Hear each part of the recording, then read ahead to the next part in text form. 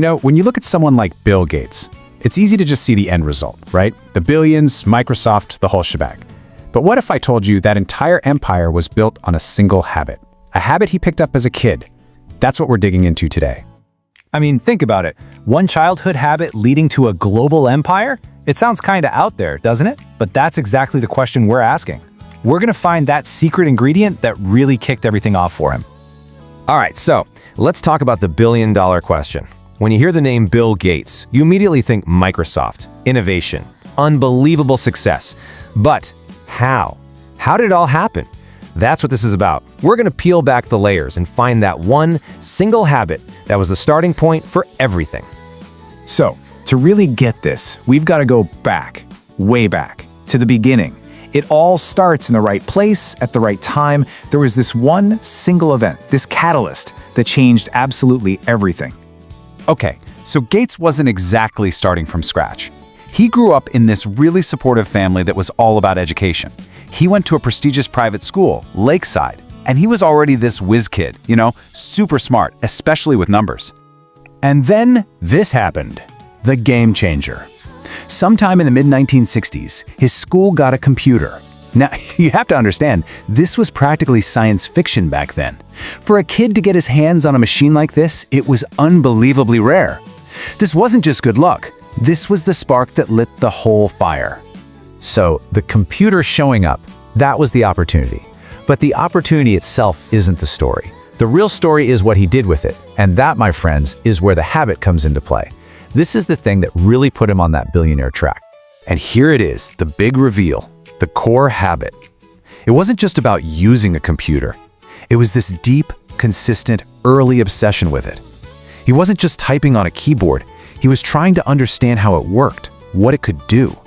He saw it not as a tool, but as a universe of potential. And he had the mind of a developer from the very start. And let me be clear, this wasn't just some after-school hobby.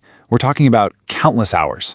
He wasn't just doing his homework. He was devouring this stuff. He was coding. He was mastering programming languages like BASIC. He was pushing that machine to see what it was truly capable of. It was a full-blown obsession. But, a habit that intense doesn't just appear out of nowhere, right? It needs fuel. There's a mindset behind it, an engine that keeps it running. So let's talk about what was going on in his head that powered this whole thing.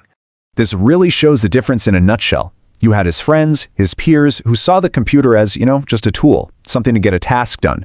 But Gates, he was going for deep-level mastery. He had to understand it, code it, innovate with it. That approach, that was what made him totally different.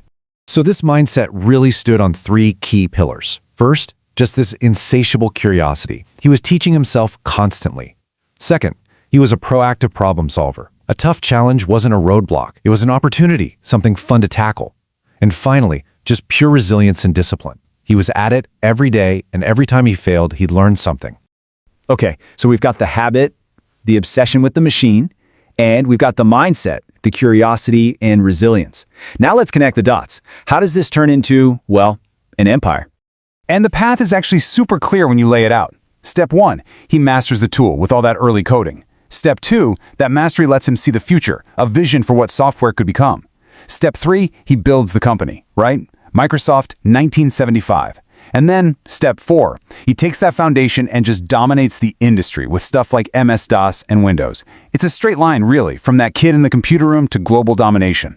So what's the big takeaway here? This isn't just some fun story about Bill Gates. His journey is like a blueprint. It gives us some really powerful ideas that we can actually use in our own lives. And this table just lays it all out nice and simple. You take his habit and you get the takeaway for you.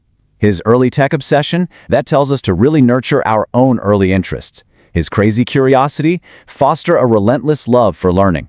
His approach to problems, see challenges as opportunities. And his discipline, that's about being consistent and not being afraid to fail.